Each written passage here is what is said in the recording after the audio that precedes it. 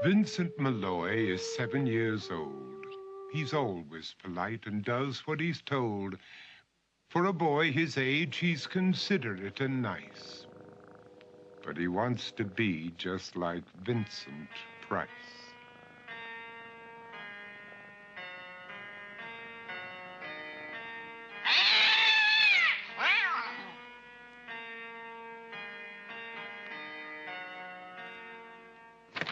He doesn't mind living with his sister, dog, and cats, though he'd rather share a home with spiders and bats.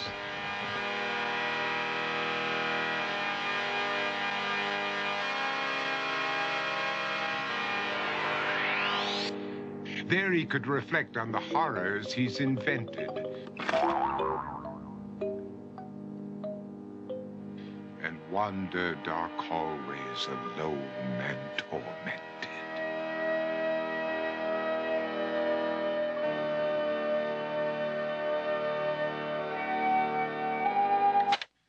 Vincent is nice when his aunt comes to see him, but imagines dipping her in wax for his wax museum.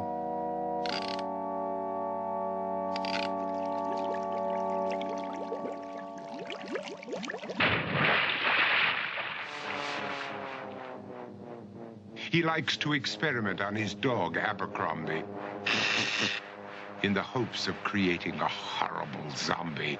So he and his horrible zombie dog could go searching for victims in the London fog. His thoughts, though, aren't only of ghoulish crime. He likes to paint and read to pass some of the time.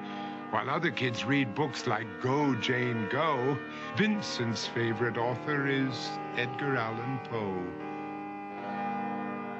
One night, while reading a gruesome tale, he read a passage that made him turn pale. Such horrible news he could not survive, for his beautiful wife had been buried alive.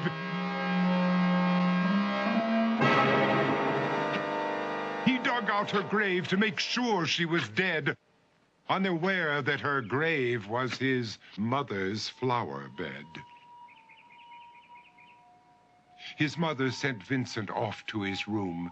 He knew he'd been banished to the Tower of Doom, where he was sentenced to spend the rest of his life alone with the portrait of his beautiful wife.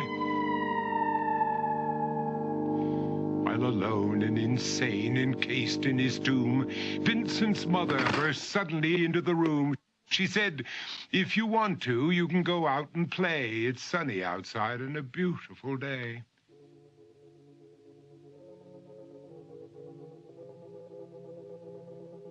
Vincent tried to talk, but he just couldn't speak. The years of isolation had made him quite weak. So he took out some paper and scrawled with a pen, "I am possessed by this house and can never leave it again." His mother said, "You're not possessed and you're not almost dead. These games that you play are all in your head. You're not Vincent Price, you're Vincent Malloy. You're not tormented or insane, you're just a young boy. You're 7 years old and you are my son. I want you to get outside and have some real fun." Her anger now spent, she walked out through the hall. And while Vincent backed slowly against the wall, the room started to sway, to shiver and creak. His horrid insanity had reached its peak. He saw Abercrombie, his zombie slave, and heard his wife call from beyond the grave. She spoke from her coffin and made ghoulish demands, while through cracking walls reached skeleton hands. Every horror in his life that had crept through his dreams swept his mad laughter to terrified screams. To escape the madness, he reached for the door, but fell limp and lifeless down on the floor.